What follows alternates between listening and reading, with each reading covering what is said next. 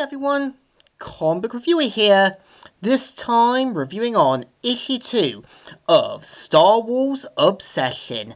Now as you know, Star Wars Obsession was a 5-part series that was meant to deal with the return of Ventress, and keep in mind before the 2008 Clone Wars TV series, we had Dark Horse doing their own takes on the Clone Wars, and the 2003 cartoon being more of a prototype to what the 2008 cartoon was going for. So the cover mainly has Dirge confronting Anakin, and let's get on with the story.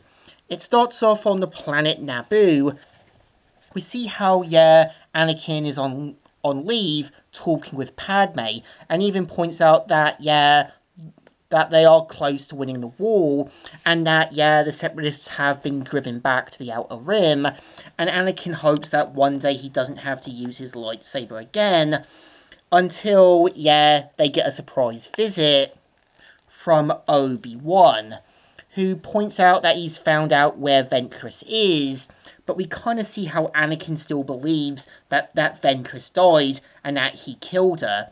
I know that, in the 2003 cartoon, that, it happened on Yavin 4. I know there's somewhere in the original comics where it happened, but we kind of see how Obi-Wan points out that he has evidence and needs Anakin's help.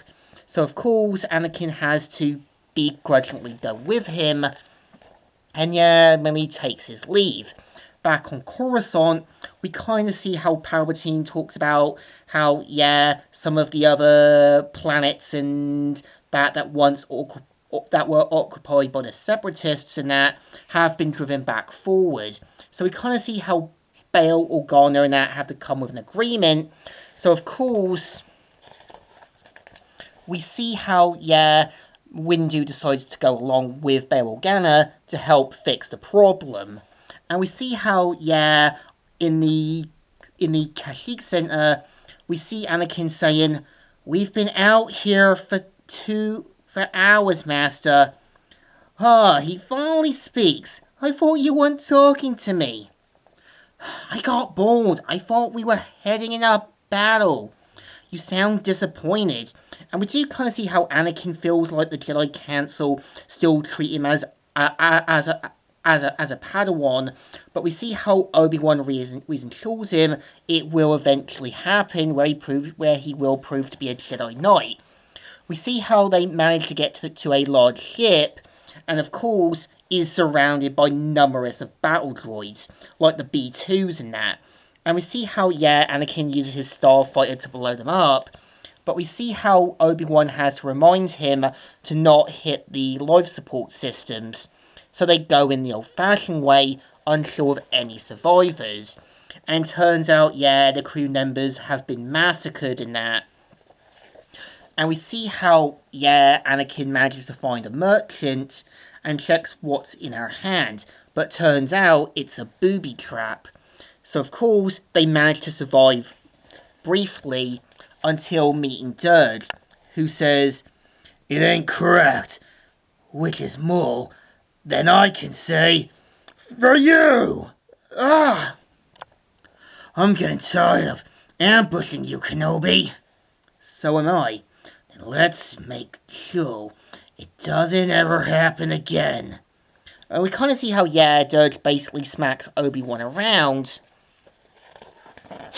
And we kind of see how, they try to use every bit of elements they can from their Force powers to take on Dirge.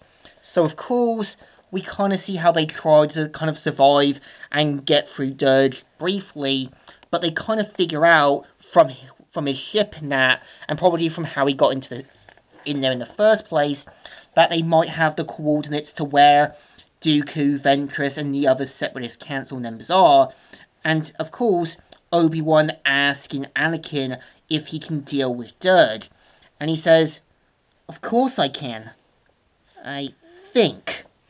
And of course, this is the story. So issue 2, kind of okay.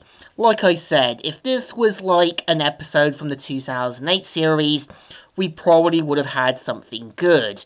Again, I get it that before Disney bought them, I get the continuity for the 2008 cartoon mixed with the whole Dark Horse comics and that were just a convoluted mess. I think the story tries to do something interesting. It knows it has to be good, and it knows it needs to do something big and epic. So it definitely deserves thumbs in the middle. Not bad, not great, but still readable. So, Comic Reviewer here, signing out.